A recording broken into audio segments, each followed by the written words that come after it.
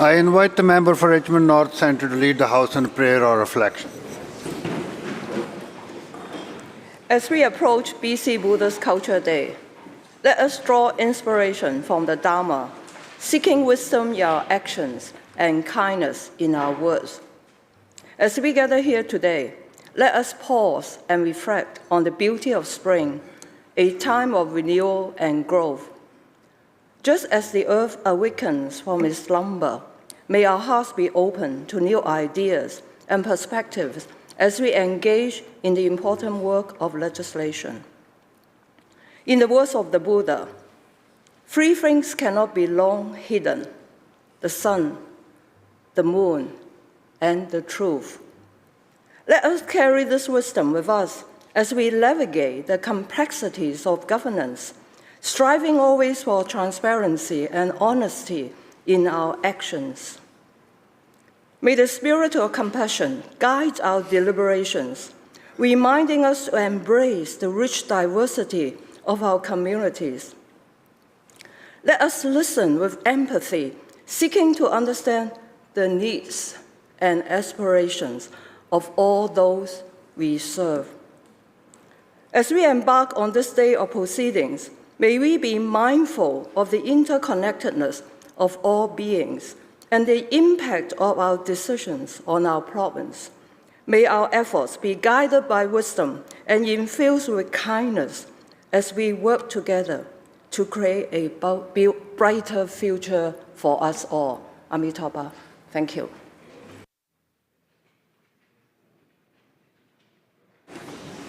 Introductions by members. Member for Surrey South. Thank you, Mr. Speaker. I'm pleased to introduce in the gallery today, although I don't see them, they might be behind me, so if they are, maybe the other side could give them a wave.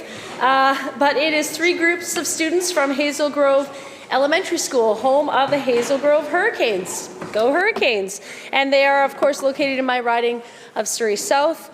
Throughout the next hour, there will be three groups of 35 grade 5 students with their teachers, one of whom is AJ Dollywall, and several parent chaperones. Would the House please join me in making them feel very welcome?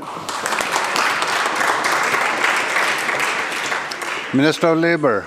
Thank you, Honourable Chair. Mr. Speaker, in the House today, I'm so pleased to introduce them. These are about 30 members of Service Employees International Union. They're here to meet with MLAs. And then when a number of them came and met with me yesterday, they educated me the benefits of card check or the single step certification that we brought in, the successorship. They mentioned how they benefited from that. And I just want to say, please talk to them. These are the people who provide very, very important service to all of us to enjoy in every sector out there, especially in the building maintenance.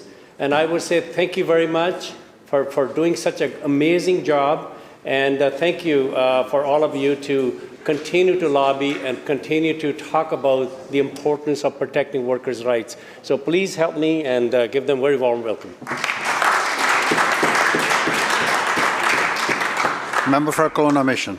Thank you so much, Mr. Speaker. Well, I had shortened my introduction, but after hearing the Minister speak, I think I can elongate it a little bit. But I have the pleasure this morning of welcoming a constituent from Kelowna. Carmen Rempel is in the House this morning. She is absolutely a fierce advocacy for individuals experiencing homelessness in Kelowna and is recognized for having that deep value. She's a beacon of hope that change is possible with her unwavering commitment and innovative approaches that have significantly shaped our community, making her this beacon of change. She serves on the Mayor's Task Force for Crime Reduction, the Kelowna Chamber of Commerce Board, all the while being the Executive Director for Kelowna's Gospel Mission. Would the House please join me in welcoming Carmen this morning?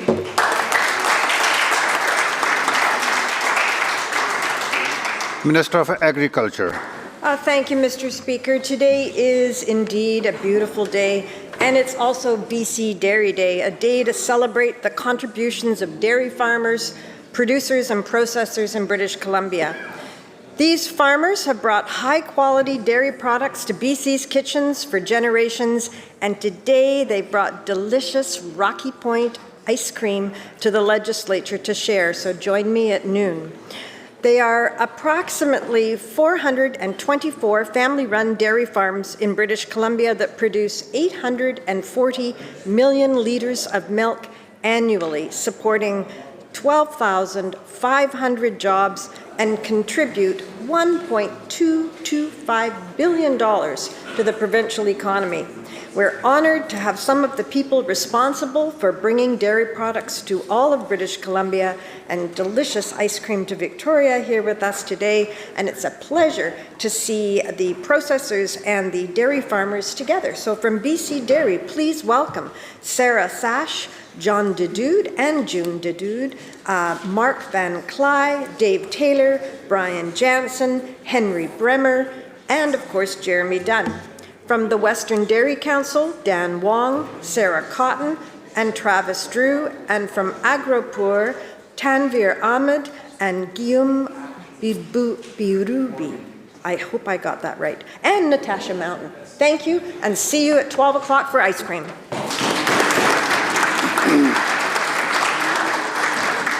And the ice cream will only be provided to those who will be nice and friendly. Thank you. Member for Skeena. Thank you, Mr. Speaker. And I have a very special constituent in the gallery today who's here to lobby me for extra time. My wife, Tracy. We haven't seen each other in the last few weeks because she's actually the land manager for Haida Nation Council. And she just got back from Dublin, where she represented the Haida Nation in explaining the Aboriginal perspective in participating in environmental assessments, both the Canadian environmental assessment and the provincial environmental assessment for the last 20 years. So 8 days in Dublin, she got back, I left. So this is the first time we've seen each other in like 2 or 3 weeks. So we're going to try to spend some time together this weekend before I got to come back down. Would the House please welcome my wife, Tracy.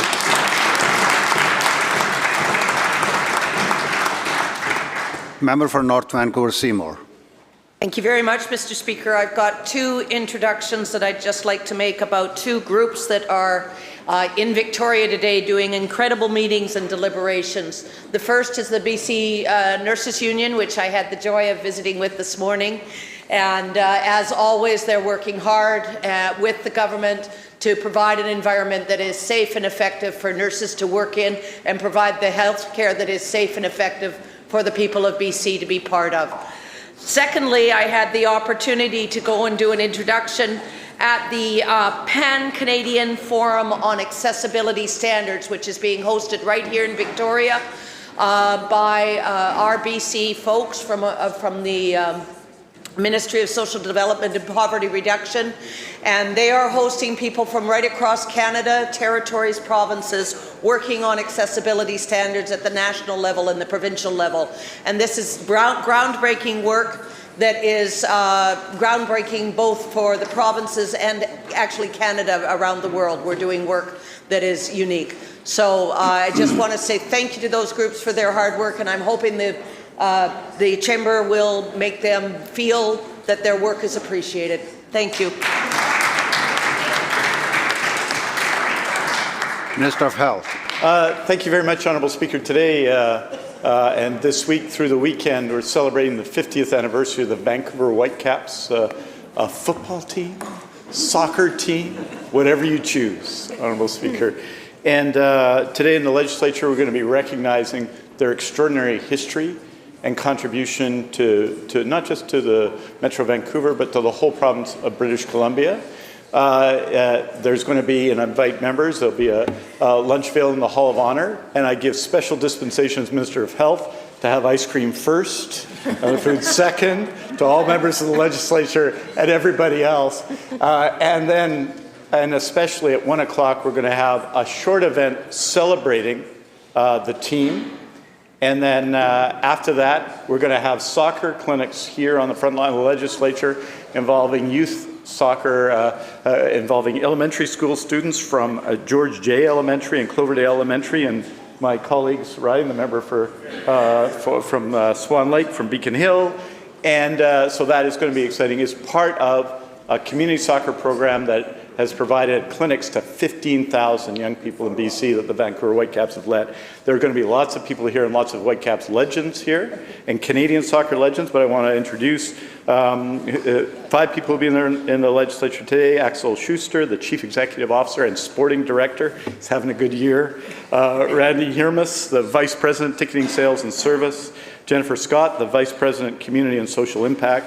Whitecaps Canadian soccer legend Carl Valentine, who's here. And finally, a person who I think everybody who's grown up in BC like me considers a hero of Canadian sport because of his achievements as an athlete, but really a hero because of his achievements in the whole community. Bob Lenarduzzi will be here today. I hope the House wishes all of these outstanding athletes and community members welcome.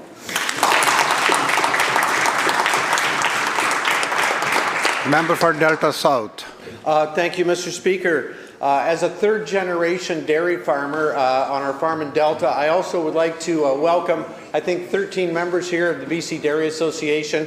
We had a great meeting yesterday with our leader, with the Dairy Association, to talk about the incredible cost of production, the incredible long, hard-working hours that dairy farmers put in, 365 days a year. Twice a day, sometimes 3 times a day, cows get milked. Whether you don't feel well in the morning, the flu, a cold, maybe even a hangover, you've got to get up and milk those cows 365 days a year. And the good news is we can talk about improving our processing in British Columbia with the announcement that Vitalis in Abbotsford is going to be taking on more milk for production, and the Punjab Milk Company in Surrey is also starting up a processing plant. So the future of dairy farming in British Columbia is looking better. So thank you, Mr. Speaker, and welcome all my good dairy farming friends from all over BC.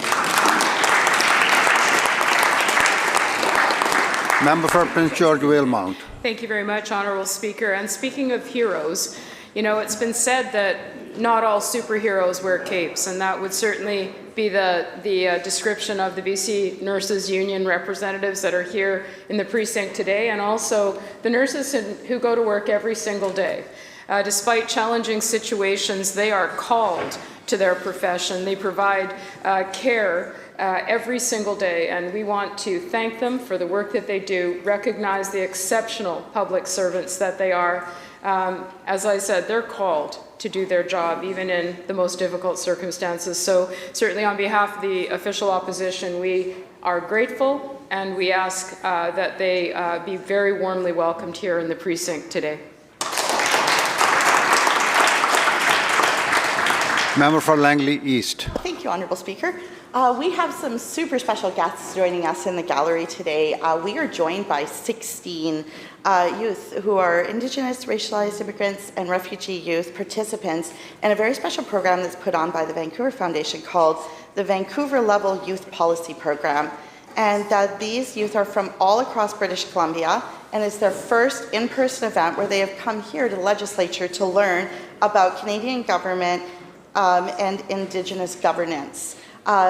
Joining us today up in the gallery, we have Aurora Sam Wilk, Chi Clear Sky, Fatima El Masri, Hope Alicia, Juan Trevino, Katisha Paul, Katira Dara Yabi, Loretta Jeff Combs, Oceana Chi, Priscilla Egg Baby, Roberta Longclaw, Savannah Sutherland, Shelby Lynn Soni, Tola Wunami, Nulola, and Winnow North Pekin, Sayano Izu, Deborah Trask, Stuart Gonzalez, and they're going to be joining us today to complement their learning in question period, and then we'll have meetings in the precinct, and we'll also be meeting with our speaker. I was wondering if everyone in the House could please make them feel very welcome today.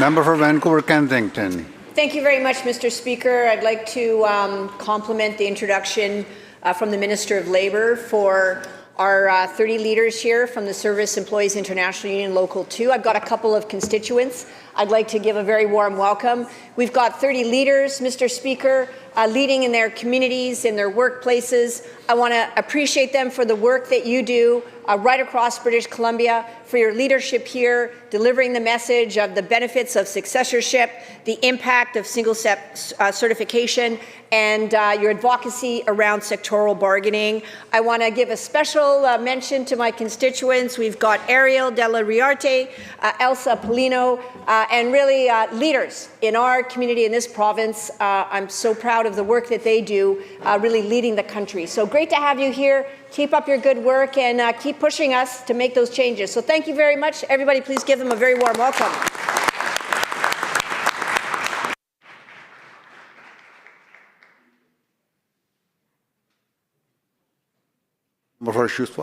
Thank you very much, Honourable Speaker. I have two sets of introductions today. One, I wanted to welcome to the House June and John Dedude, dairy farmers from the Shuswap region. They're also joined by Henry Bremer. These folks provide huge impact on the economic prosperity of the Shuswap as well as feeding British Columbia. I just want to make them very welcome here today. And also joined in the House today by some friends from Sicamous, James and Lori Weber. They're joined by some friends that are visiting us from all the way from Germany, Victoria Hack and Josephine Thier. I just want to make them feel very welcome. And James has a couple amazing sons, one that actually worked for me, Brandon, years ago, and another gentleman who you may be familiar with, Shea Weber. Anyhow, thank you very much for joining us here today.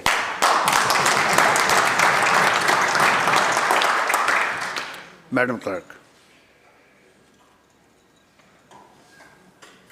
Introduction of bills. Member for Kootenay East. Thank you, Honourable Speaker. I move that a bill entitled Wildlife Amendment Act No. 2, 2024, of which notice has been given in my name on the order paper, be introduced and now read a first time. Thank you, Honourable Speaker. Throughout British Columbia, thousands of families rely on hunting not only to feed themselves, but to engage in social and cultural practices that keeps them connected to the land base they love so dearly. This wide demographic of British Columbians know firsthand how important science-based wildlife management is to ensure healthy wildlife populations. Proper decisions surrounding wildlife management ensure wildlife populations are sustainable for the future. It is critical that transparent decisions on regulations are solely based on what is best for the wildlife populations and can be supported by all. This bill, if passed, would lay the groundwork for an independent funding model for wildlife and habitat management that is partially distanced from the government. This would ensure that decisions on regulations are in the best interest of wildlife populations in our province and that funding is dedicated only to wildlife and habitat conservation. The funding model would be eligible to receive funding and revenue from the different levels of government, including municipal, provincial, federal, and Indigenous. Here, 100% of contributions earned from the revenue of licenses and fees associated from hunting and other forms of land use, such as stakeholder groups, philanthropy, and industry, would be used only for wildlife and habitat management. Effective wildlife legislation is necessary to preserve our wildlife populations and guarantees that regulations and restrictions accurately reflect the science. This bill represents a foundational element that will allow for better data collection, mapping, and identifying critical wildlife areas, among others. Such improvements in turn will lead to science-based decision-making to protect wildlife and habitat for generations to come. Honourable Speaker, this is the third time I've moved this bill, and with the growing threats of invasive species and chronic wasting disease, I ask the House from all sides to join me in support of this critical piece of legislation so we can get to work and protect and encourage the growth of the wildlife populations here in British Columbia.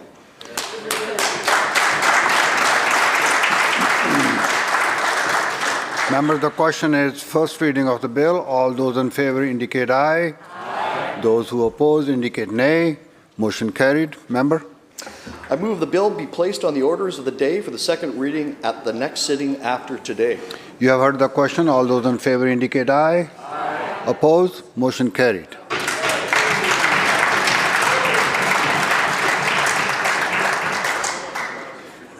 Madam Clerk.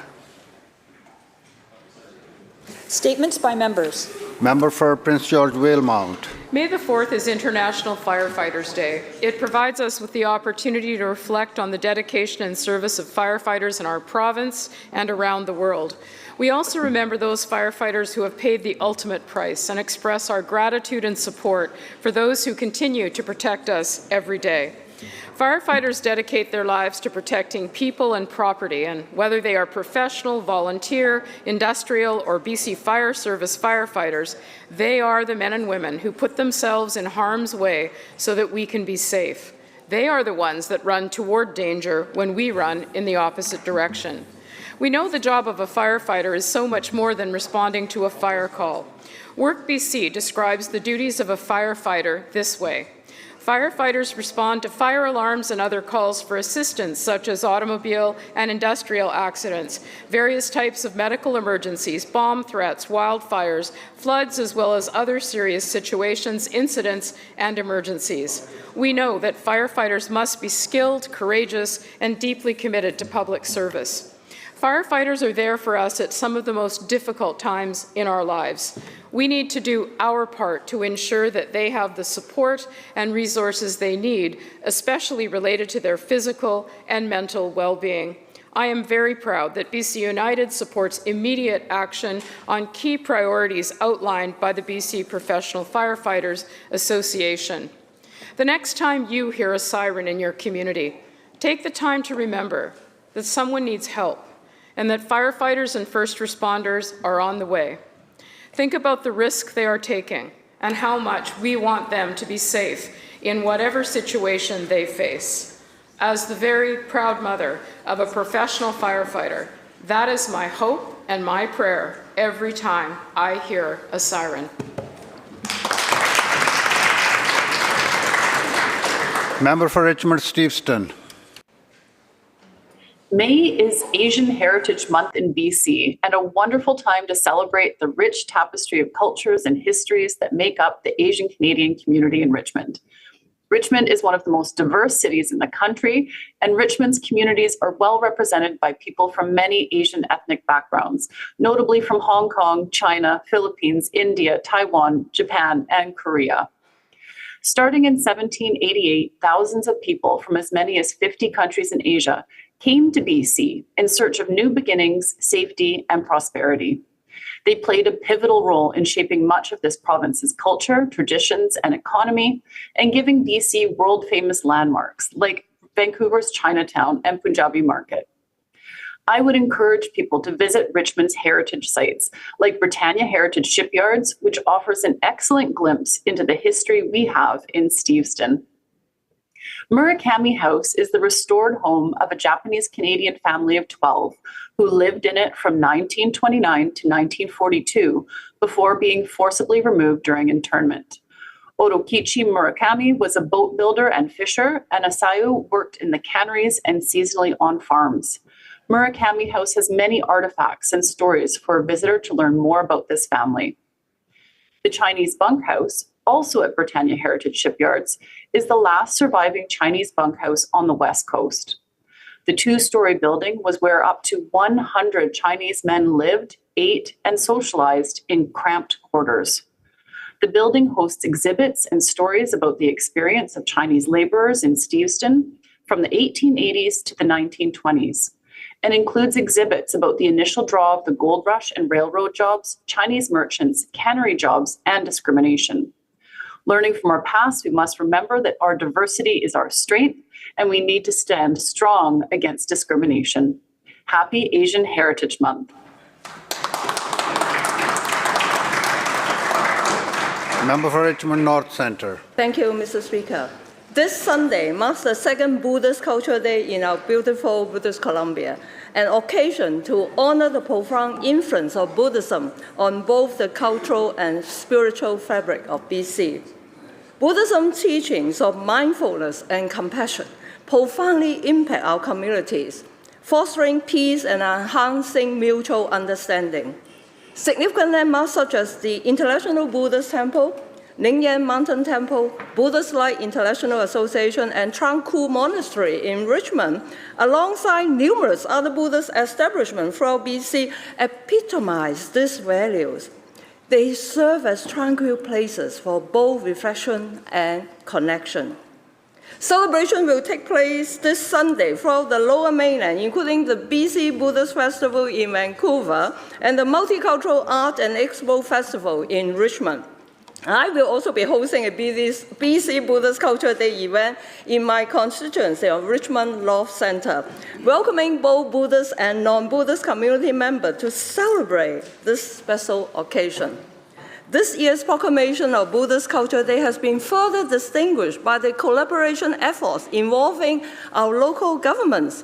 At my request on behalf of the Buddhist community, Mayor Ken Sim of the City of Vancouver and Mayor Malcolm Bodie of the City of Richmond have both graciously proclaimed the first Sunday of May as BC Buddhist Culture Day in their respective cities.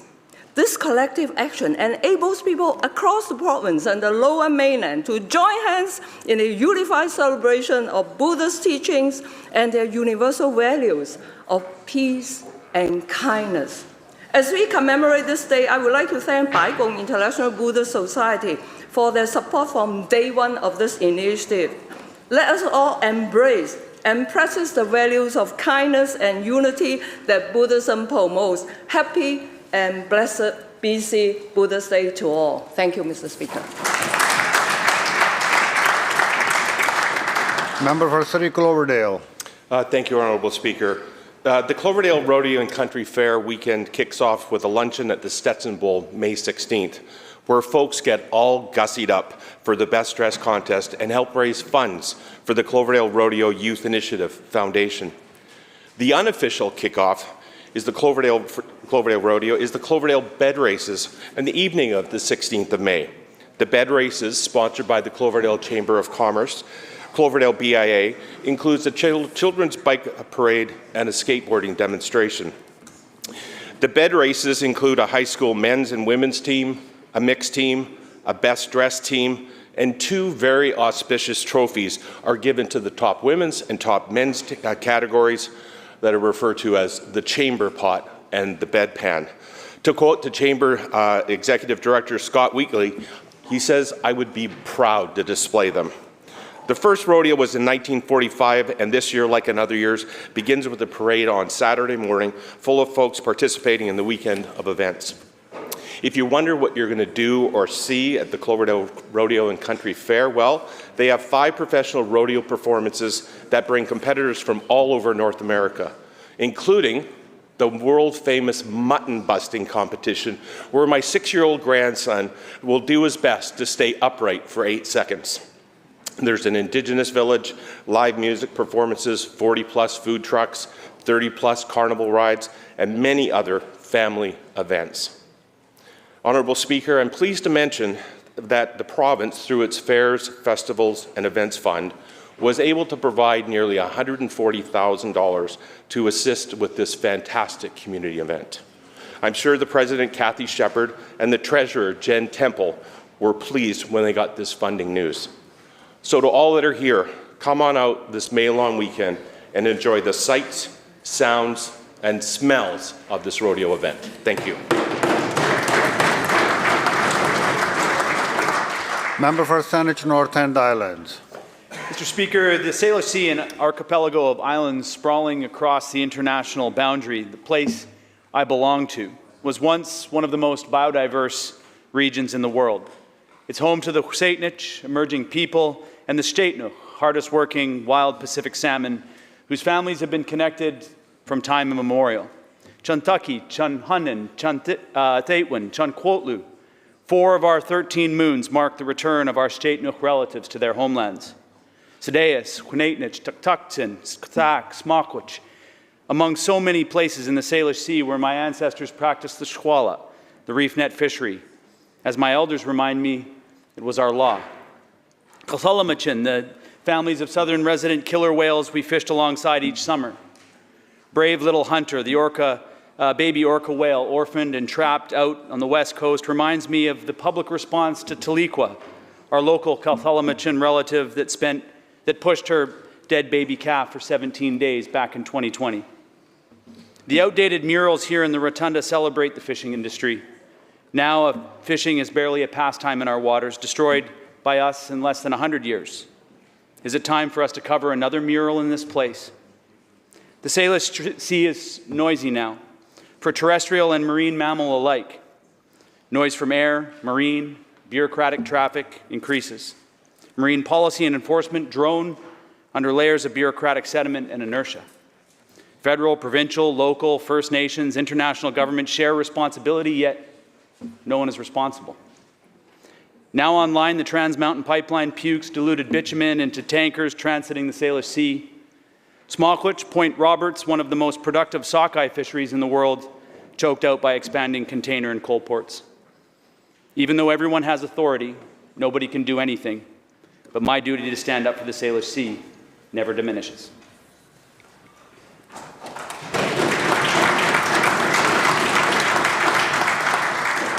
Member for Surrey Panorama. Mr. Speaker, I have known Gary Tandy for many years, and I have watched him dedicate himself to serving our community. Gary is a widowed father of 2 boys and identifies himself as a wounded healer. He lost his spouse to a frontotemporal dementia. She was in her early 40s, and I watched his struggle, and to me, he epitomizes human tenacity. He took the challenges that he faced and he wanted to turn them into serving the community.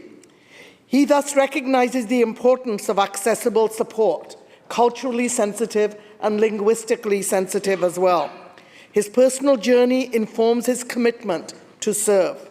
Gary holds both a Bachelor and Master's of Social Work and has nearly 25 years of experience in the social work sector. Most of his professional life has been spent working within our diverse communities, helping to remove the stigmas attached to mental health and aiming to meet the often unique needs within these groups. In those 25 years, Gary observed that the resources in mental health and well-being available to these communities did not meet the demand for services. He also noted that practicum students in counselling, psychology and social work with mentorship support could help meet the needs of the community and bridge some of the gaps. From those observations, Moving Forward Family Services was born. With a mission to empower underserved communities, Moving Forward is a non-profit which provides low-barrier counselling and support services to residents of BC while mentoring and working with over 150 students on practicum. Offering close to 3,000 hours of counselling each year, mentoring countless students, Gary Tandy has changed the lives of so many individuals. To me, he epitomizes the strength and the human tenacity and what that can drive you when you want to serve the community. Thank you.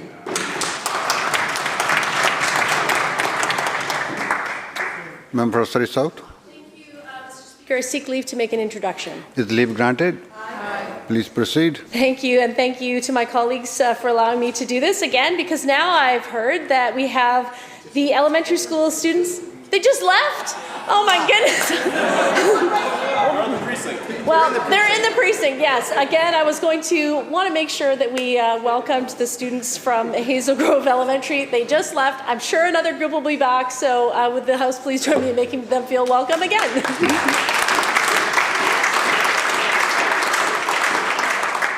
Richmond North Centre. Mr. I seek leave to make an introduction. Is leave granted?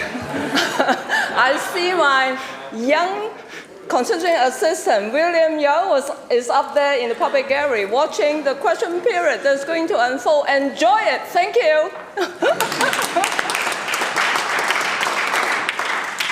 Now, Madam Clerk.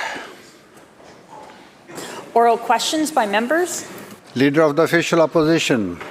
Thank you, Mr. Speaker. Another day of carnage in communities as a direct result of this Premier's legalization of the open use of crack cocaine, meth and fentanyl in our parks, playgrounds, beaches, and even hospitals. Not only has the federal government not granted the Premier's request for partial decriminalization, but frontline police are now calling for this disastrous decriminalization experiment to be completely scrapped.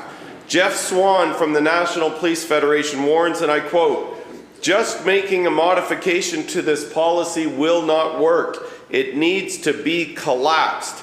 to protect the public, to protect neighborhoods and police officers across the province, end of quote. So will the Premier finally listen to our frontline police and adopt BC United's bill introduced yesterday to scrap his failed decriminalization policy entirely? And if not, why not?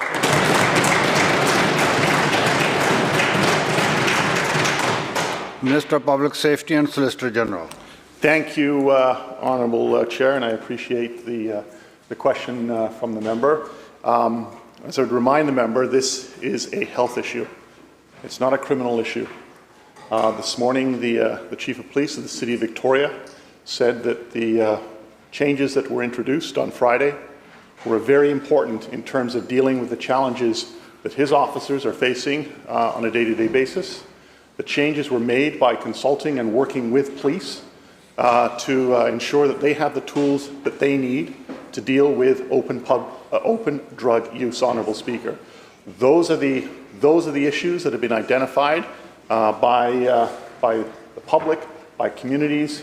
That's why we put in place Bill 34 that's before the courts. But the fact that that is taking far too long in order for us to deal with those concerns is why those changes are made. We are giving police the tools that they have asked for to keep communities and the public safe. Leader of the Official Opposition, supplemental. Thank you, Mr. Speaker. Well, I have news for the Solicitor General. No changes have been made. There has not been any change made whatsoever except for this Premier and this floundering government sending a letter to the federal government saying, please bail us out of our own stupid decriminalization experiment. That's the only thing that's happened. This Premier's decrim deception has not ended the crime, the chaos, and the social disorder that his radical policies have caused. Frontline officers and the police union say only a total repeal of this disastrous policy will stop the ongoing daily carnage, and that the damage control from this Premier will only make things worse. The union warns, and I quote, police officers are going to be left facing increased criticism, and citizens are going to become more frustrated with this failed policy, end of quote. So again, to the Premier, when will this soft-on-crime Premier finally listen to frontline police and adopt BC United's bill introduced yesterday to end this failed decriminalization experiment?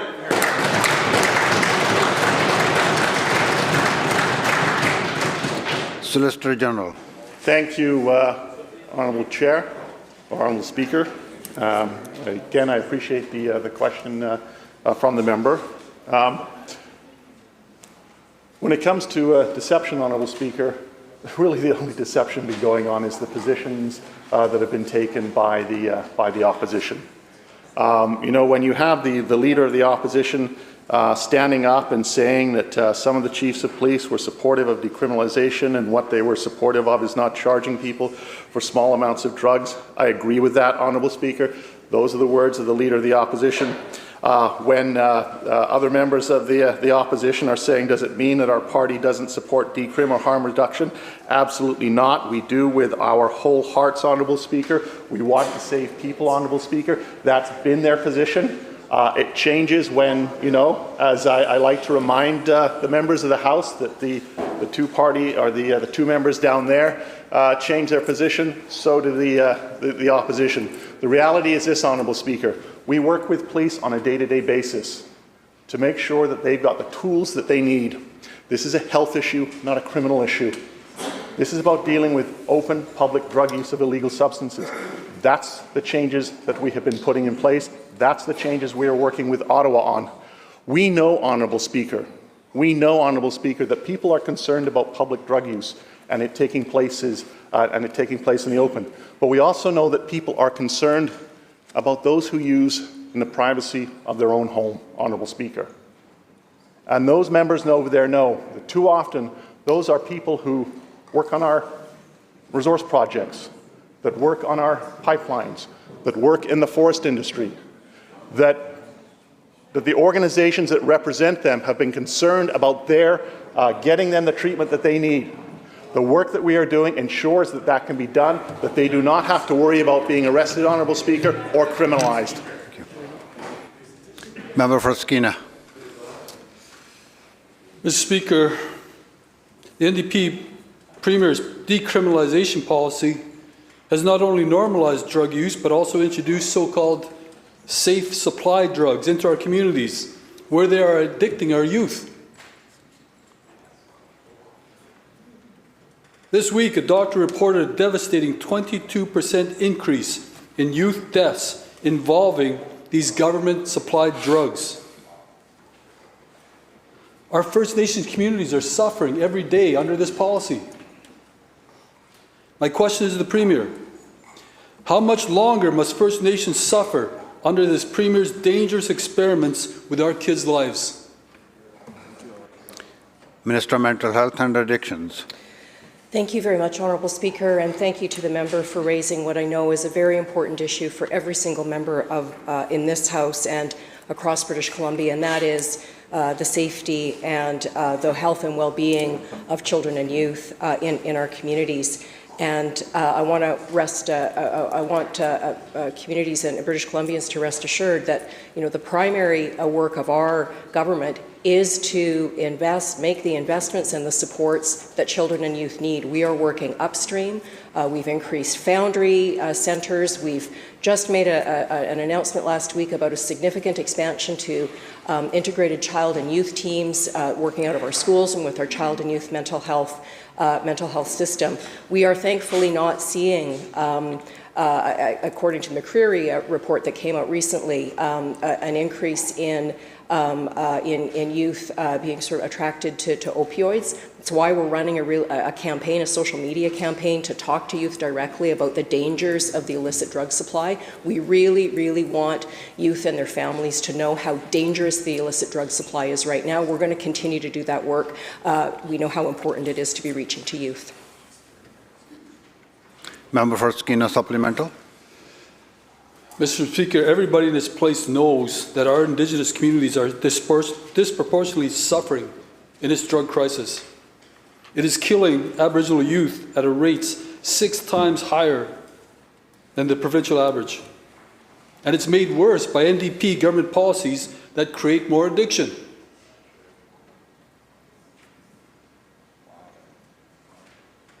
Member will continue. He's getting heckled. Member will continue. Are you serious? Members. What about down there? Members, please. Member has the floor. Please continue. Thank you, Mr. Speaker.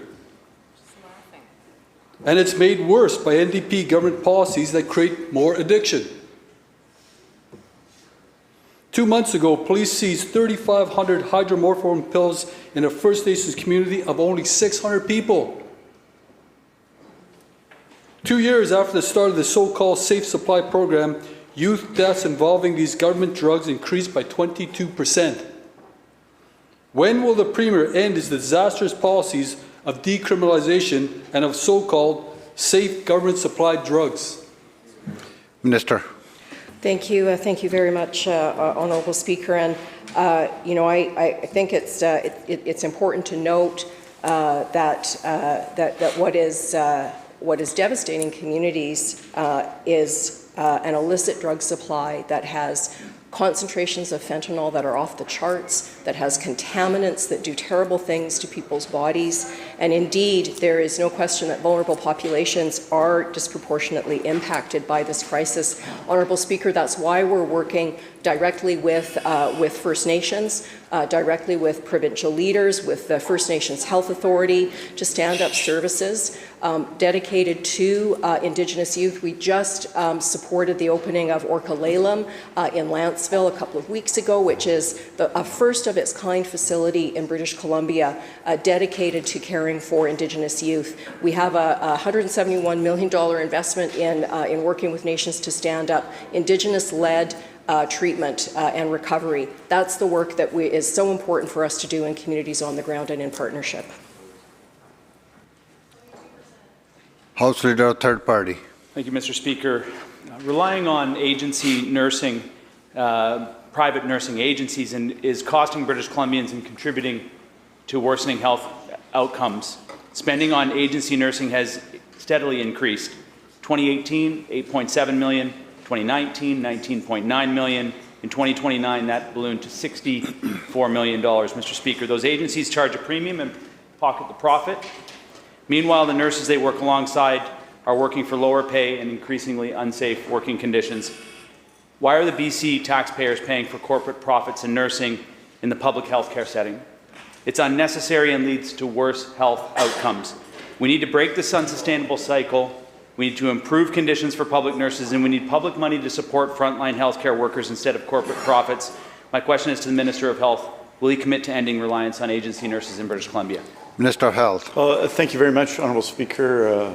More than a year ago now, we froze our agency nursing contracts. We're currently renegotiating those contracts, or we'll have new contracts in place on May 31st, which will have very significant limits on agency nurses. That said, when we need nurses in the community, and we've had this discussion the last few days, we take steps to get nurses in the community. But what have we done? We've brought in a world-leading nurse ratio program with the BCNU to recruit and make this the best place in the world to be a nurse. We've dramatically increased the number of nursing spaces across British Columbia, 604 spaces. We had a record year of new nurses in BC last year. We're continuing, Honourable Speaker, at every level, internationally educated nurses, a 50% increase in the employed student nursing program. In short, Honourable Speaker, we are doing the work necessary to recruit, retain, and attract new nurses in BC. That's critical work for our healthcare system. We're continuing to do that because, and the key part of our work with the BCNU was to address this very issue of agency nursing, to do it together by making this a better place to be a nurse and making it a better deal to be a nurse in the public healthcare system.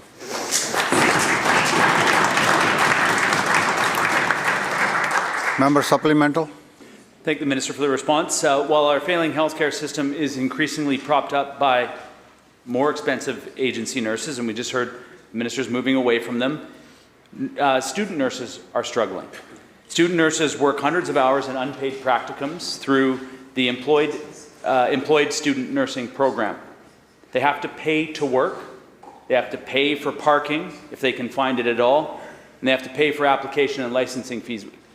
Why is anybody paying for parking at hospitals? Anyway, when those nursing students graduate, they're often deployed into units with the highest staffing challenges and thrown into incredibly challenging conditions. And despite instructions to health authorities to implement greater restrictions for the new grad program, my question again is to the Minister of Health. Beyond student loan forgiveness, how is the Minister compensating student nurses for the hundreds of free hours that they're serving our communities? Minister of Health. Honourable Speaker, we had this discussion in estimates. We go through the very significant supports we're putting in place for student nurses, including new seats and other supports. One of the main ways we're doing that, though, is dramatically increasing the employed student nursing program, which is absolutely a paid program. 1,300 to 2,000 spaces, and they are full. And that is part of a continuing effort, Honourable Speaker, to support nursing in our province, to support nurses in our province. When you ask what are we doing for student nurses, that's exactly what we should be doing, which is significantly expanding opportunities through the Employed Student Nursing Program to do that. And that was part of work we did with the BC Nurses Union, with the Nursing Bargaining Association, and with the community of nurses in BC, including the universities. I think it's an important step worthy of support by everybody in the House.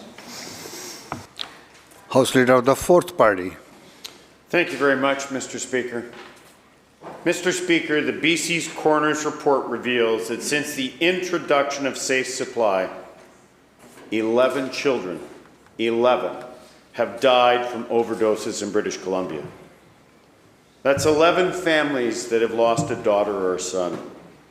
11 sets of parents, 22 sets of grandparents who are left twisting in the wind, wondering why their government used their own tax money to subsidize powerful recreational drugs that killed their children. The death of each of these children has created a hole in a mother's heart that will never be filled. My question to this ND Premier through you, Mr. Speaker, how many more children need to die before this Premier admits that a safe supply is not safe, it's killing children, and it must be repealed? Minister of Mental Health and Addictions.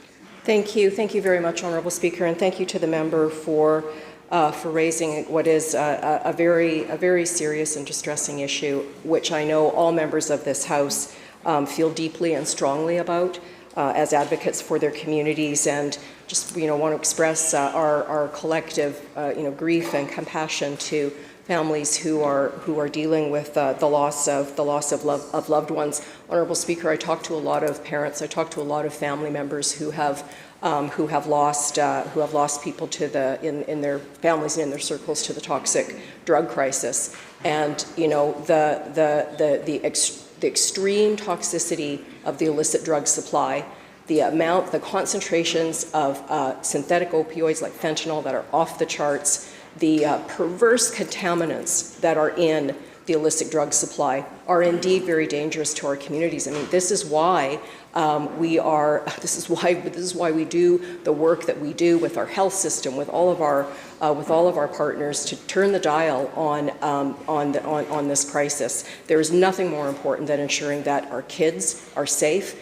That's why we're doing the work with schools, with our health system, to make sure that kids have access to the supports that they need. Member supplemental. Mr. Speaker, 7 people are dying in British Columbia every single day from drug overdoses. This NDP government's pro-drug use policies, both safe supply and decriminalization, has killed thousands of British Columbians since it was introduced by this NDP Premier. Instead of trying to get people well, Mr. Speaker, the NDP is opening taxpayer-funded drug use sites in family neighbourhoods like the one that was proposed in Richmond. These sites, where people are using drugs like fentanyl, which causes permanent brain damage, people who use these drugs regularly can never truly recover. My question to this NDP Premier through you, Mr. Speaker, how many treatment beds could have been paid for with taxpayer money that was used to buy safe supply drugs that killed BC children? How many people could we have otherwise saved with the money that was used to buy drugs that killed British Columbians?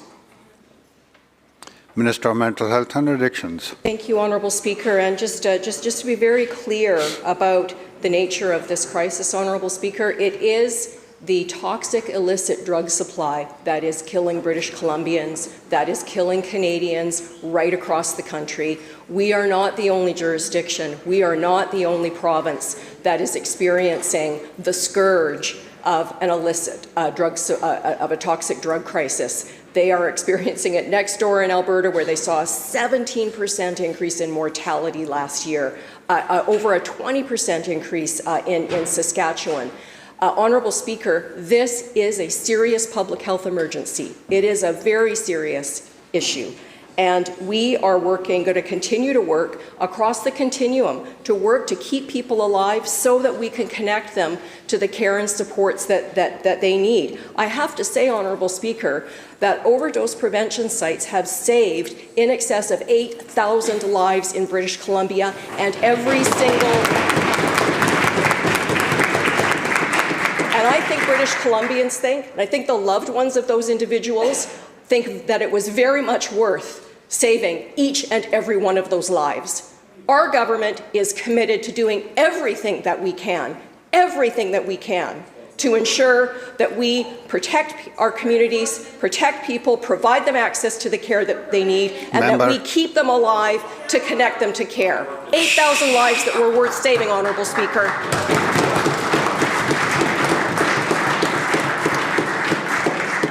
Member for Parksville, Qualicum. For British Columbia's oldest residents, the #1 cause of premature death by far is heart disease. And yet in our community, with the oldest population in the country, we still have no heart catheterization facilities at the Nanaimo Regional General Hospital. It's the only community of our size that doesn't have this critical health facility. This is about priorities. South of the Malahat, there are 22 cardiologists, where north of the Malahat, we have 2. Government is funding 2 new heart cath labs in Surrey, but for our community, we have none. This is a government that is prioritizing a $600 million sporting event over the health and the wellness of people who live north of the Malahat. The health minister has a plan to help patients that need cancer care in our region. He has already delivered results for patients needing intensive care, but he has no plan for patients to deliver better health care for heart care. To the minister who is avoiding the question about heart catheterization facilities in Nanaimo, what is his plan to deliver better heart health care for the people of my community? Minister of Health. Well, the member will know that there are few communities in Canada that are receiving and will be receiving the level of capital investment that we're delivering to Nanaimo for critical priorities, and the member talked about that. Cancer was a generational priority in Nanaimo. We're building a new cancer center. The ICU was really a generational fight by the whole community, the ICU and the HEAU. He knows significantly with respect to long-term care, the gap that exists and why we're doing it. He was part of our discussions on that very project at a previous time. With respect to cardiac care, there is a significant provincial recruitment program in place to support Nanaimo Regional General Hospital deliver the care now. Clearly, Nanaimo is going to need more investment over time, and we absolutely intend to provide it. And when we talked about cardiac catheterization, I don't know when he says there's no community this size, there are 5 sites in the entire province now, 5, not 50, 5. And we are expanding that to Surrey, and that's the right decision for that community given the growing size of that population and the needs of that population. And we are going to continue to work to improve cardiac care in Nanaimo. And it is a critical priority for Island Health, a critical priority for the Provincial Health Services Authority, and that is to ensure that there are adequate staff to support patients that need care at Nanaimo Regional General Hospital. Parksville Qualicum Supplemental. Thank you, Chair. The challenge in staffing a cardiology department at NRGH is without the facilities, it's very difficult to keep the staff, and that's why we've seen the constant churn of staff there. North of the Malahat, we have 450,000 residents that don't have direct access to heart catheterization facilities. In 2006, a review by the Ottawa Health Institute found that 1 out of every 30 patients at that hospital died unnecessarily, requiring heart care. In 2010, Island Health report identified the need for dedicated cardiac unit, and the local government has committed hundreds of millions of dollars to make this happen. The clinical benchmark for care is 90 minutes, and yet I'm repeatedly hearing from patients that are getting 6, 7, 8 hours before receiving care, some of them even being turned away from the hospital. The question again is, what is the plan for NRGH heart facilities? Minister of Health. The plan is to significantly improve care and services in Nanaimo. The plan is to have, as part of our provincial health human resources plan, to have more doctors. We're doing that in the community. More nurses. We're doing that in the community. More health sciences professionals. Critically important to that is the work of perfusionists. We addressed that issue with specific action yesterday, Honourable Speaker. So all of those actions, Honourable Speaker, are part of the effort to ensure that people in Nanaimo get the cardiac care they need and deserve. We are investing in Nanaimo, and we will be investing more. Opposition House Leader. Well, Mr. Speaker, under this NDP Premier, healthcare in British Columbia has hit rock bottom. Illicit drug use, drug trafficking, and violence are rampant within our hospitals across this province. Emergency rooms, when they're not closed, are overcrowded. We have cancer patients being shipped to private hospitals in the United States because they can't get the cancer care that they need right here in British Columbia. Now, the official NDP response to rampant meth smoking in hospitals was, it's no big deal, just a poorly worded memo. Of course, the official NDP response just days ago to cockroaches crawling on walls and on linens, and yes, on patients in the Saanich Hospital, don't worry, they're German cockroaches and they don't bite. As if the breed of cockroach makes infestations in British Columbia's hospitals any less disturbing.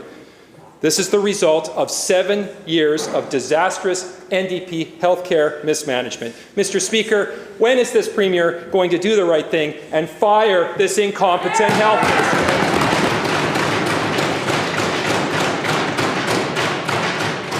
Minister of Health. Minister of Health. Honourable Speaker, I just want to say I know that when members of the opposition put forward inaccurate information, sometimes your advisors move on and focus on other things. What happened in Saanich Hospital, and the leader of the opposition was Minister of Health, he knows that from time to time there are insect infestations in his time. I could review all of those. I don't think I will, Honourable Speaker. I'll say what happened at Saanich Hospital on April 17th was an infestation was discovered, and it was immediately responded to by pest control, and that's what you would do in any circumstances. That's the protocol, and that's what you do, Honourable Speaker. With respect, Honourable Speaker, to nursing, for example, what we've done in British Columbia is put up into, and I think you saw, if you were being briefed by the BCNU this week, that ratios save lives. Member Honourable for Speaker, we are leading the world in the development of nurse ratios in BC, and that contrasts.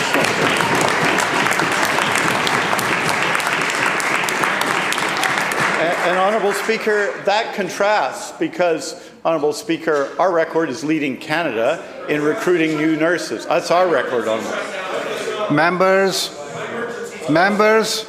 Minister of Health has the floor, please. Member.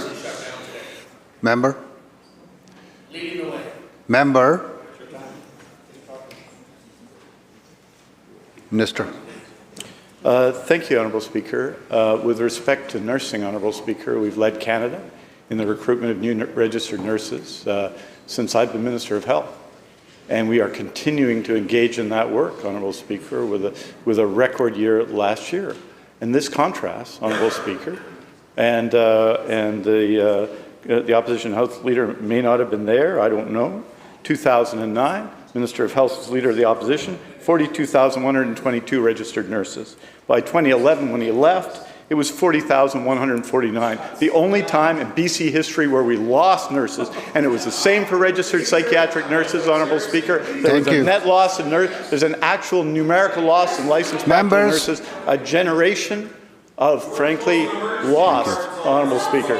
And so, Honourable Speaker, we are going to continue our efforts to recruit doctors, to add nurses, and to add healthcare workers across British Columbia.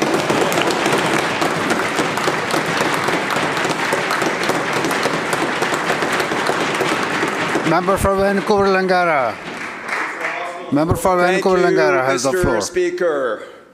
There is a very disturbing pattern of hate against Jewish students in our universities, as anti-Semitic encampments have spread from UBC to the University of Victoria to Vancouver Island University in Nanaimo. Charlotte Cates, arrested for hate speech that praised the October 7th massacre of Jews by Hamas, is supporting these encampments on behalf of Samidun. Samidun has received government funding, but has strong connections to the Popular Front for the Liberation of Palestine, the PFLP, a listed terrorist entity in Canada. And while McGill University has requested police assistance to protect student safety, this Premier has done nothing to keep students safe. Given the spread of anti-Semitic encampments across British Columbia, why has there been no action similar to that taken in other provinces to protect students from radical activists who openly praise Hamas?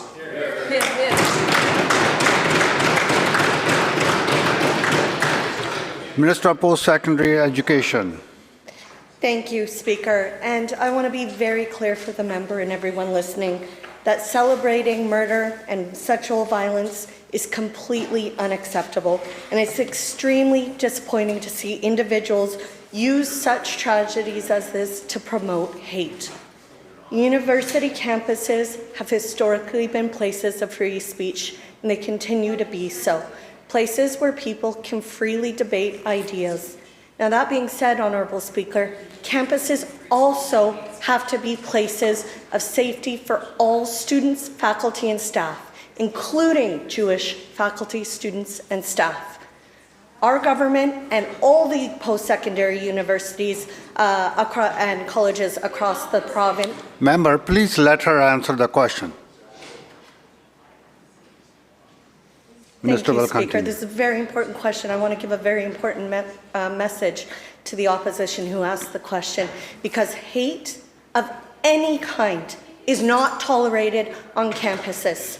Hate of any kind is not tolerated by our government.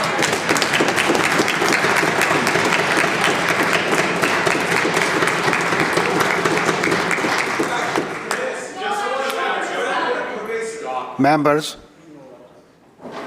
it's not necessary to comment on every step of the way.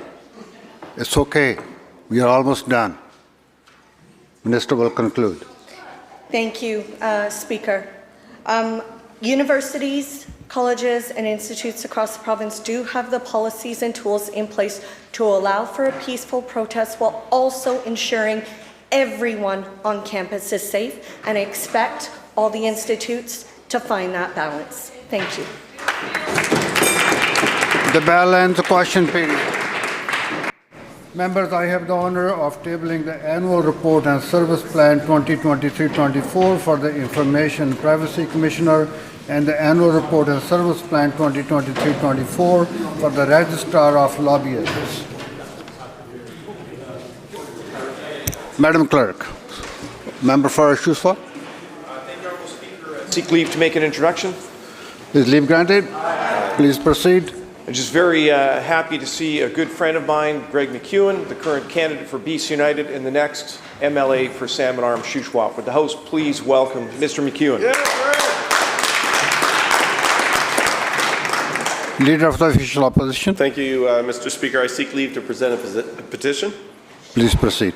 Yeah, Mr. Speaker, Bill 47, which the opposition supports in principle, unfortunately allows no opportunity for local residents or their mayor to make any reasonable changes to protect long-established neighbourhoods. It's in this regard I present a petition from 356 concerned residents in the Brentwood Park community asking for an exemption from the indiscriminate application of Bill 47 on their unique and long-established community. A community, by the way, it's important to note, Mr. Speaker, has been supportive of density in the neighbouring Brentwood area. Thank you. Thank you. Madam Clerk. Orders of the day. Government House Leader. Thank you, Mr. Speaker. The main chamber called motion 28 on the order paper. In Section A, call committee on Bill 25, Haida Nation Recognition Amendment Act.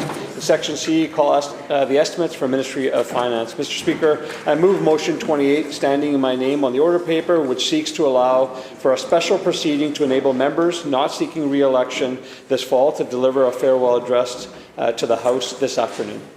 Members, the question is the adoption of motion 28 on the order paper. Those in favor say aye. Aye. Opposed? Motion carried. Government House Leader. Mr. Speaker, I call continue second reading on Bill 21, Legal Profession Act, in the main chamber. Committee Chair.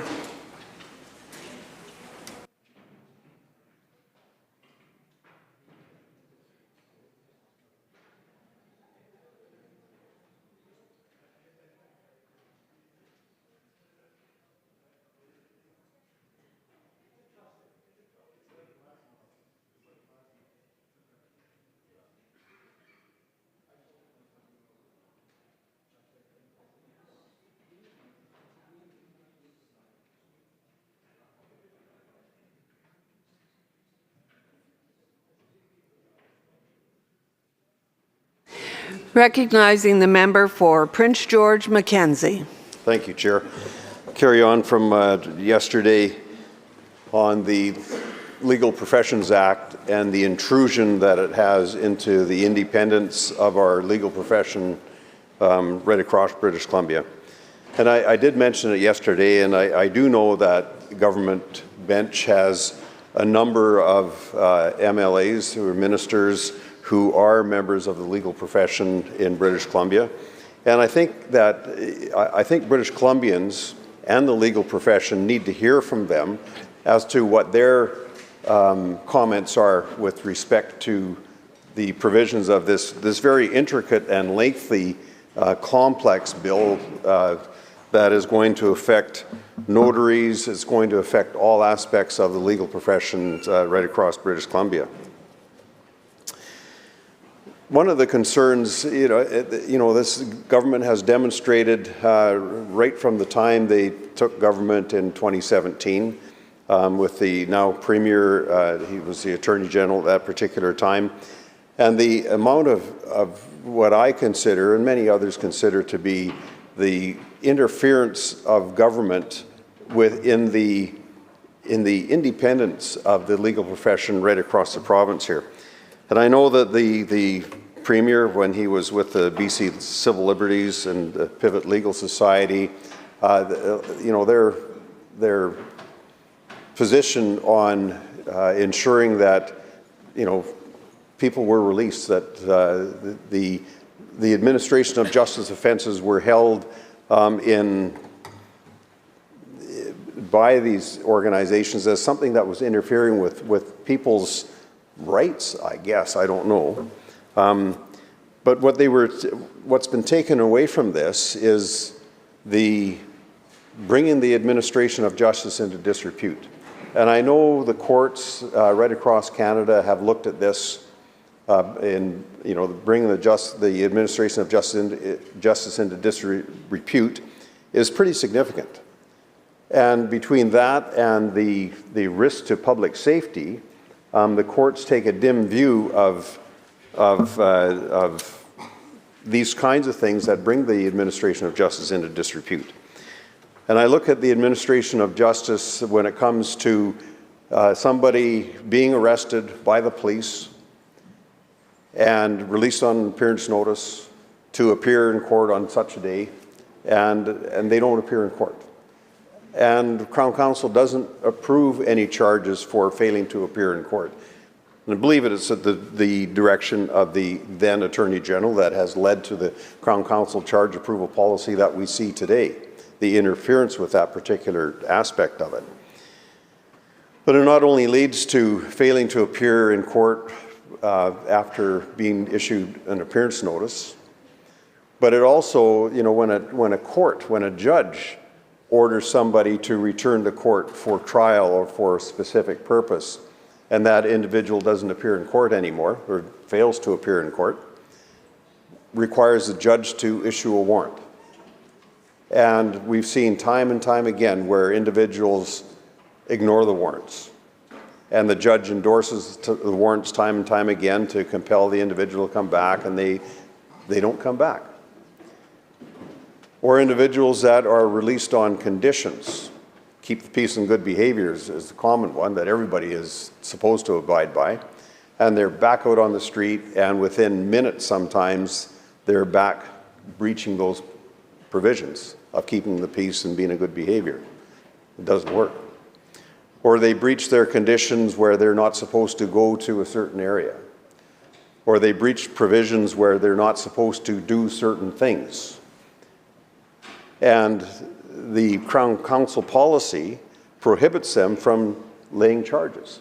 We see the escalation of administration of justice offences right across British Columbia that have had significant impacts on police resources, on court resources, on probationary resources, or community corrections as it's referred to.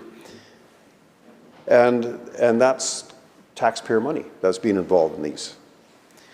So when we see that, I think the Attorney General should have been stepping into this a long time ago to ensure that administration of justice offences are properly prosecuted before the courts. I know that's a step that we're going to be looking at when the BC United take over government later this fall. It's something that needs to provide the confidence to the public that we have confidence in the justice system in British Columbia. It's not being undermined. It's not being influenced by government through policies and through a lot of the things that we see in this particular act, in this particular bill that's being proposed before the House now, or put before the House. The other thing that I see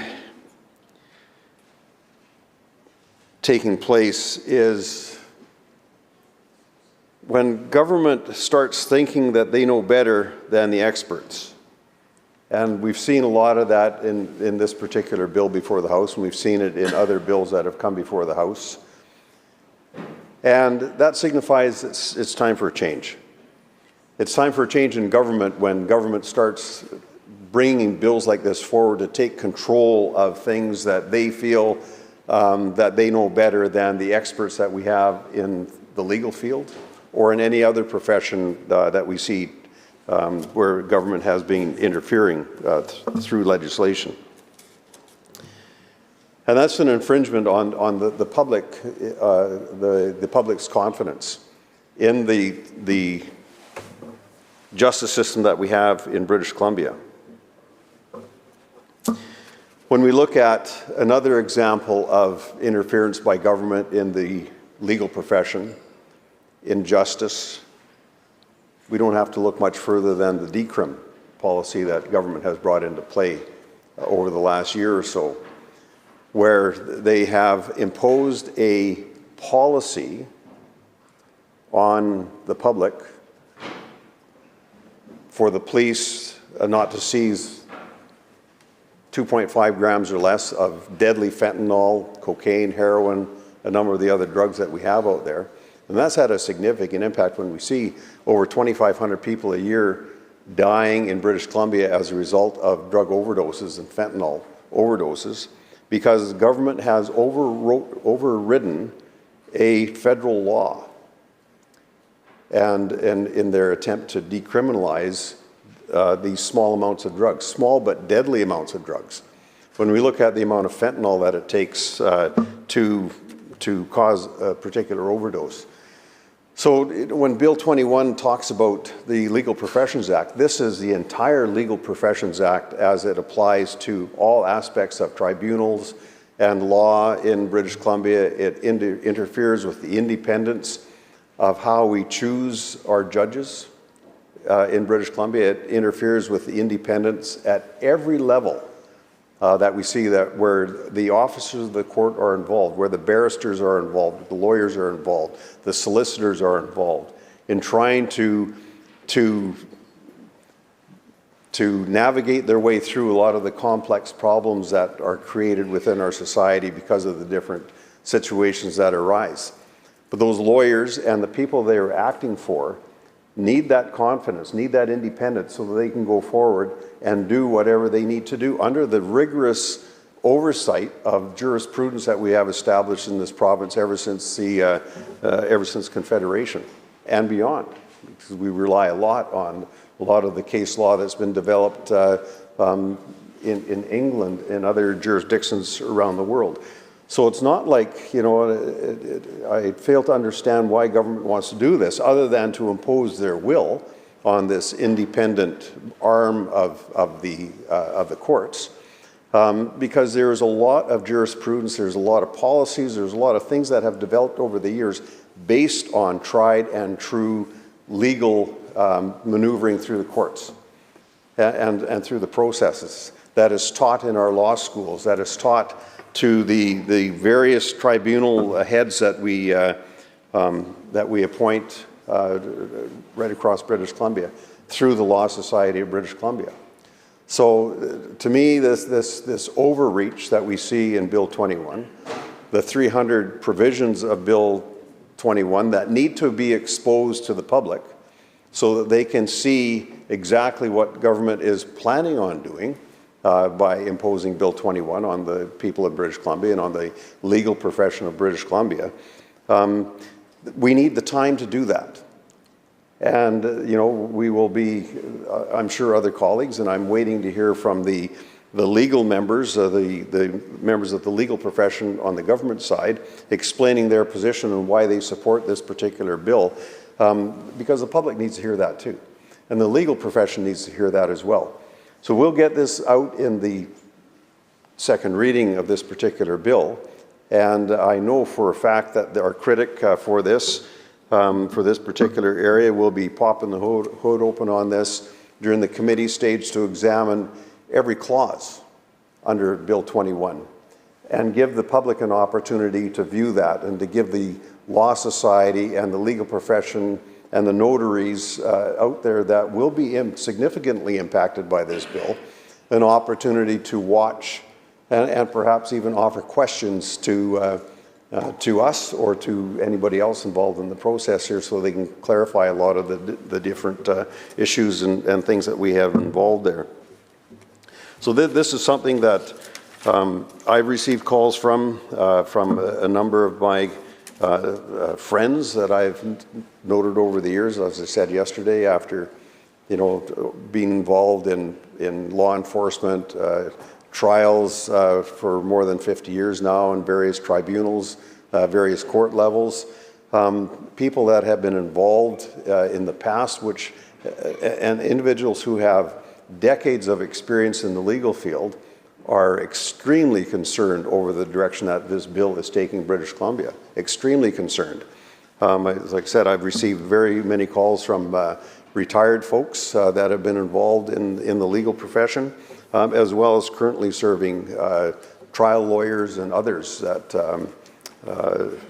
in fact, some of them are saying, if this actually goes through, I'm going to pack my bags. I'm going to move my office out of British Columbia because it's taken that independence away, and I won't be able to adequately represent my clients when they come walking in the door because of the threat of the overreach of government in how we do things. It's going to eliminate that independence that we have the confidence in moving forward. It's going to eliminate that independence that the public relies on in British Columbia when they have the folks from the legal community representing them, and it doesn't matter whether it's in buying a new home, whether it's buying a company and going through the rigorous process that they need to ensure that they're covered from all the little legal things that could take place with respect to property and business rights. It's the type of independence that we need when we have a lawyer representing a family perhaps at a coroner's inquest, to make sure that the family's concerns are represented without an overreach from government, and that the person that's sitting hearing that coroner's inquest has the independence to hear that without overreach from government. And there's a number of these, a number of administrative tribunals throughout the province here that hear matters dealing with the environment, that hear matters dealing with health, they hear matters dealing with a myriad of other things that there's legislation for in British Columbia, but there's also opportunities for individuals to exercise the laws of natural justice, to be heard, and to be heard before an independent member of the legal community in British Columbia, or to be assisted by an independent member of the legal community in British Columbia as well. So this bill goes into a lot of detail on this. It's it causes a cloud to develop over the independence of the legal community in British Columbia, a cloud that is not necessary.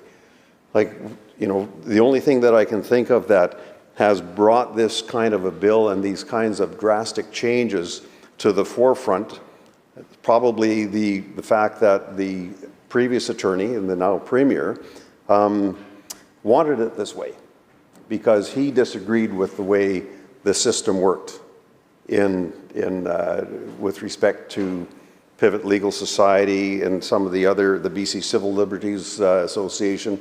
They wanted to have these changes implemented to protect their own mantra or their own thoughts on the way British Columbia should operate.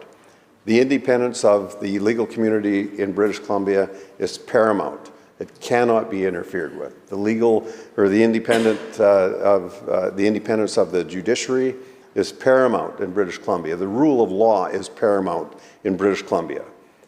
And for government to try and manipulate the rule of law by implementing regulations or legislation that will change that, I think is going to lead to perhaps a constitutional challenge that will cost more taxpayers money and will cause more of a haze around exactly what the rule of law means with respect to a lot of these different tribunals that we have. So I think that we need to concentrate on this bill.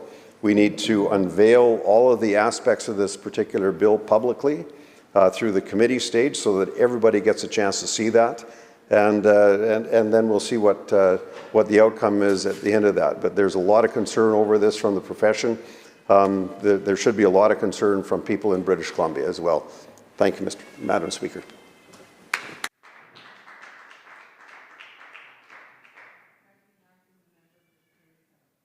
Thank you very much, Madam Speaker. And of course, I'm rising today, like my colleague, to speak to Bill 21, the Legal Professions Act, which proposes significant changes, Madam Speaker, to the regulation of legal professions in British Columbia. And I just want to start by reading something from 1982, the year that the Charter of Rights and Freedoms came into force. And it was Justice Esty of the Supreme Court of Canada articulated the essential importance of an independent bar. And Justice Esty said, "The independence of the bar from the state in all its pervasive manifestations is one of the hallmarks of a free society. Consequently, regulation of these members of the law profession by the state must, so far as by human ingenuity it can be so designed, be free from the state interference in the political sense with the delivery of services to individual citizens in the state, particularly in the fields of public and criminal law.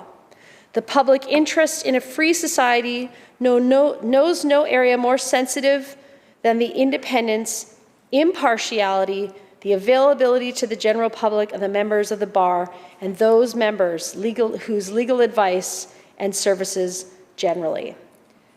The reason I wanted to bring that forward, Madam Speaker, is because this is the fundamental concern with this legislation, is about upholding the independence of the bar from the state. As a former police officer, many times I attended court as a witness in investigations, and through the years of policing, I supported many victims of crime, many times very, very vulnerable people, domestic violence victims, sometimes children. And, having that underpinning of understanding that your voice that's being heard, those that represent you, are truly independent from government, from the state, I think is a bedrock for ensuring that people can have confidence in our justice system. Because if there isn't any confidence in our justice system, then our democracy fails. So this bill seeks to end the self-regulation of lawyers. And as I said, it's a cornerstone of legal independence. They want to introduce new governance structures that dilutes the voice of legal professionals because it has increased government involvement, Madam Speaker. BC United, of course, acknowledges the need for modernizing legal services and improving access to justice, but we're deeply concerned that Bill 21 compromises the independence of our legal system, a fundamental principle that has to be preserved to maintain public trust in the rule of law. We know that as we stand here on Bill 21, the government has actually been put on notice by the Law Society, the Canadian Bar Association, the trial lawyers, and even the BC Civil Liberties Association, the organization that the Premier was formerly involved with, and they're concerned about the challenges to this bill in terms of undermining the independence of the legal profession, and concerns that when we're talking about, it's actually the lawyers. They have selected to serve on the bench, to serve in our courts, and they are doing this to protect the rule of law. And with these types of changes, it is their concern that they've been bringing forward that it is, in fact, bills like this that do undermine their ability to remain independent. Firstly, the proposal to end the self-regulation of lawyers, it's a significant departure, Madam Speaker, from the long-standing tradition of legal independence. Tradition isn't merely a relic of the past, but as I said, it is a cornerstone of fair justice and the legal system, and it ensures that legal professionals can operate, of course, without undue government influence. The introduction of a governance structure that's predominantly appointed by the government risks the potential for interference that could actually sway legal regulation and oversight. Furthermore, the proposed board composition under Bill 21 includes a significant number of government-appointed members. The involvement of government-appointed members in significant numbers could lead to decisions that favor political convenience over professional standards and justice. The bill continues a disturbing trend of government overreach into professional fields, paralleling the actions seen in recent restructurings within healthcare and engineering through Bills 36 and 49. Such precedents serve as a stark reminder, Madam Speaker, of the erosion of checks and balances when a professional field comes under the heavy hand of government control. So as I mentioned earlier, our consultation with legal advocacy groups and stakeholders paints a concerning picture. The Canadian Bar Association's BC branch, the Law Society, and the Lawyers' Rights Watch Canada have all echoed these apprehensions regarding the dilution of lawyer independence under the new regulatory regime proposed by Bill 21. And they're not unfounded fears, but based on thoughtful analysis and understanding of the legal framework that to this point has served our province well. And while this bill, Madam Speaker, aims to increase accessibility to legal services by introducing regulated paralegals and potentially other new legal professions, it's crucial for us to scrutinize how these changes will affect the quality of legal services. Expanding access should not come at the expense of professional standards. Each modification to the scope of practice, we should be carefully monitoring and evaluating them to prevent any compromise on the quality of legal representation that our citizens rely on.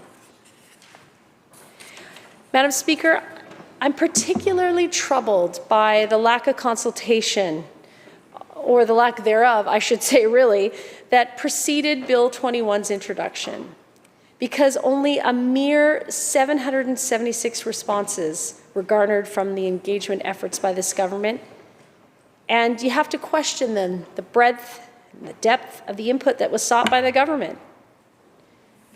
Just for context, so we're talking about 776 lawyers out of 14,000 lawyers in British Columbia. That's not very reassuring participation. You know, when we're looking at such a transformative piece of legislation, Madam Speaker, impacting such a cornerstone of democracy in our province, it demands a much more rigorous and inclusive approach. And we've seen this before from this government, the Land Act, making sure that they were doing consultation, but not widely advertising it, mind you, just in case people who it might concern might find out. And it feels the same way with Bill 21.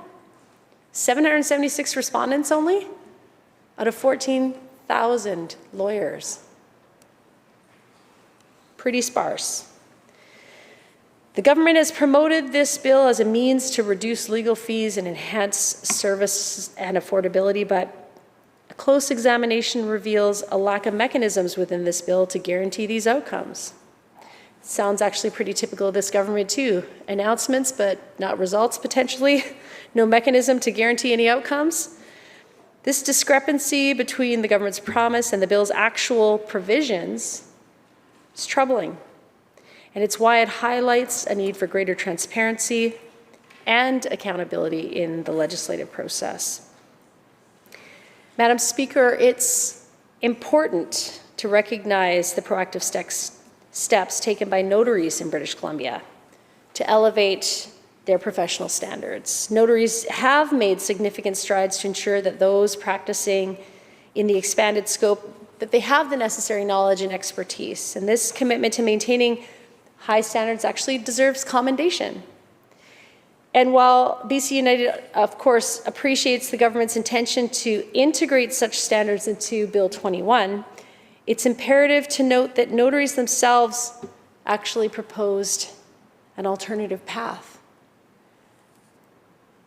They suggested amendments to the Notaries Act that would have allowed them to voluntarily adopt these higher standards without the need for a broad legislative overhaul.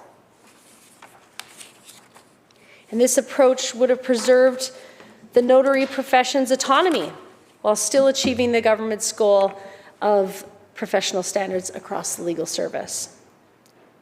And as we know, the government, of course, chose not to take this path.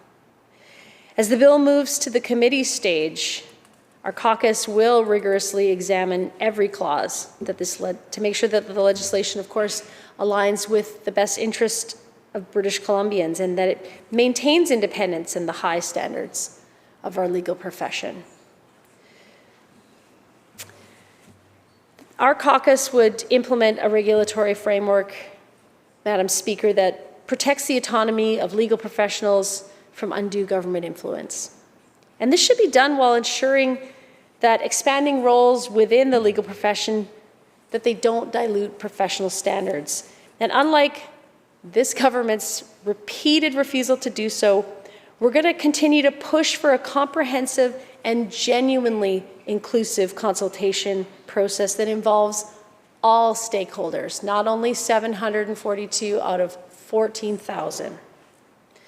Honourable Speaker, while modernizing the legal profession is a worthy goal, it has to make sure that it doesn't come at the expense of the foundational principles that govern our legal system, which is why at the beginning of my speaking points, I wanted to bring up what was said by the Justice. You know, the same year that our Charter of Rights came into effect, about the importance of the separation of the state from our judiciary. We have to make sure that no matter who you are in British Columbia, that you can feel confident that you're receiving independent counsel. This is a right. This is what ensures that every British Columbian can stand on an even playing field, regardless of who it is they're facing off with in court. And as my fellow MLA from Prince George Mackenzie brought up earlier, about, for example, representation when you are in a situation where you are dealing with a government organization. And he brought up the example of the coroner. If there's a coroner's inquest, and you want to make sure that the representation that you're getting is independent in every way and not simply going to toe the government line. And one of the things that makes this really important, and this has come up a lot actually for me, and so when the member from Prince George Mackenzie brought it up about the coroner, because I have so many families, Honourable Speaker, that come to me after the death of a loved one. And this year, far too many families have contacted me because their loved one died as a result of a suicide where they were discharged from the hospital.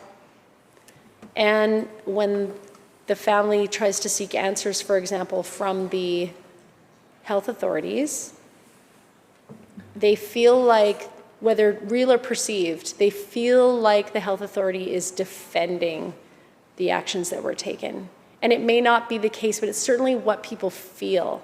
They feel that they're being stonewalled, that they can't get access to information. And that's because the individuals who are conducting the investigations at the health authorities are the people who work actually for the health authority itself.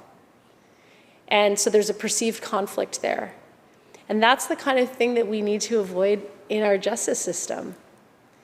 Because if you have to, for example, you're involved in a lawsuit that would involve a branch of the government or employees thereof, I mean, that kind of perceived conflict, whether it's carried out or not, the perception of conflict between the independence of the state and the judiciary, that is what undermines our justice system. I think given that we've seen so much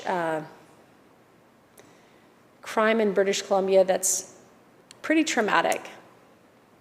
I think it's one of the things that I experienced when I was a police officer. You know, like we would have very low crime in Surrey. They still actually have a relatively low crime rate there.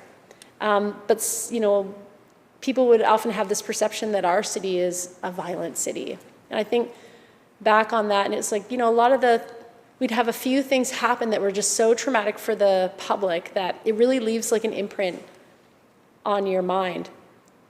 And that's why it's important for people's confidence in the justice system to remain high. And we've heard it, and we've actually seen already. If you've ever gone on Facebook and you see these kind of like citizens action groups and people trying to form neighborhood groups to take justice into their own hands, it's actually a sign that people have lost their confidence in the justice system because they do not feel that they will receive justice in any other way. So when we already see this kind of fear in the public that perhaps justice will not be done in their interest, it just really highlights, Madam Speaker, why the concerns of the legal professions about the independence of the judiciary need to be taken so seriously. And, you know, I don't want to drone on about that, but truly at a time when British Columbians are feeling unsafe, whether they face a threat of crime, real or perceived, we need to make sure that people don't feel like they have to resort to vigilantism in order to accomplish justice in British Columbia. And if people don't feel like they can trust prosecutors or, you know, any lawyer for that matter that they may be going to trial with, well, then what else do we have? The world has gotten more complicated since COVID. We've seen a lot of conspiracies emerge, and we want to make sure that we do everything that we can to make sure that people have confidence in our institutions. It's fundamental to turning the corner on some of the misinformation that we've seen emerge through social media in particular, and making sure that people absolutely feel that they are on stable, solid ground with things like the independence of the legal system is going to be key. Because can you imagine people who already feel that they may feel that, whether real or perceived, that the government is controlling everything, that they can't get a fair shake, that their voice isn't going to be independently heard. When they get a load of what's happening with this bill, you know, I can't speak for every single person out there, but I think just given the fact that the voices of lawyers, you know, from the bar associations and even with, you know, the Premier's former association. I mean, lawyers themselves have concerns. And it is fundamental that we make sure that at every opportunity we do everything that we can to make sure that that confidence, of course, is maintained. So, Honourable Speaker, BC United stands ready to work, of course, towards amendments, because we do want to modernize the legal system. But of course, as I've been saying, I think that we need to make sure that we're doing absolutely everything we can to maintain people's confidence in the independence of the judiciary. We want to ensure that these reforms, of course, genuinely enhance access to justice for all citizens. So, Honourable Speaker, I want to thank you for the opportunity to speak to this critical issue, and I want to thank the many lawyers and the many legal associations and representative bodies that came forward to us to raise concerns, to actually take the time to review what is in this bill, to help guide us, to help us understand what their concerns are, so that as we do work through every clause of this bill, that we can be assured that we're doing our utmost to ensure confidence in the justice system and all forms of the judiciary here in British Columbia. So let's proceed with caution and diligence and make sure that we are truly safeguarding the pillars of justice in BC. Thank you, Honourable Speaker. Thank you, member. Recognizing the member for Kelowna Lake Country. Well, thank you, Honourable Speaker. I would like to take my place to address Bill 21. Actually, I prefer someone on the government side would stand up in between defending the bill. Minister of Health looks like he's ready to pounce, but he's not pouncing very quickly, so I'll just continue. I will speak to the bill and take us to lunch, and then continue after lunch with your permission, Honourable Speaker. Today I rise to address Bill 21, the Legal Professions Act 2024, which proposes significant changes to the regulation of legal professionals in British Columbia. And I'm going to touch a little bit about what the bill does, what it doesn't do, some feedback from different groups on the bill.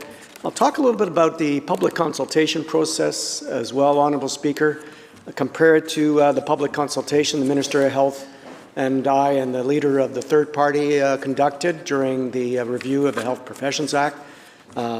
Juxtaposed to that consultation, I'm afraid that it's a little weak, and I will identify those areas of weakness if I may at that time. But I'd just like to do the preamble and talk about what this bill actually seeks to do. And it seeks to end the self-regulation of lawyers, which is, of course, a cornerstone of legal independence, by introducing a new governance structure that dilutes the voice of legal professionals through increased government involvement. Honourable Speaker, welcome. So the opposition acknowledges the need for modernizing legal services and improving access to justice. However, we are deeply concerned that this bill, Bill 21, compromises the independence of our legal system, a fundamental principle that must be preserved to maintain public trust and the rule of law. And would you like me to reserve my place and noting the hour? Noting the hour, member. Okay, I will reserve my place, Honourable Speaker, and noting the hour, I call for adjournment of the debate. Members, the motion is to adjourn the debate. All those in favour indicate aye. Opposed? Motion carried. Government House Leader. Thank you very much. Sorry, no. Honourable Speaker, but we need other reports. Committee Chair. Mr. Speaker, Section A reports progress on Bill number 25 and asks leave to sit again. When shall the committee sit again? Government House Leader. Next sitting, Honourable Speaker. So ordered. Committee Chair. Honourable Speaker, Committee Supply Section C reports progress of the estimates of the Ministry of Finance and 6 things. When shall the committee sit again? Next sitting, Honourable Speaker. So ordered. Now, Government House Leader. Thank you very much, Honourable Speaker. I move that the House to now adjourn. Members, you heard the question. All those in favour indicate aye. Opposed? Motion carried. This House stands adjourned until 1 p.m. today.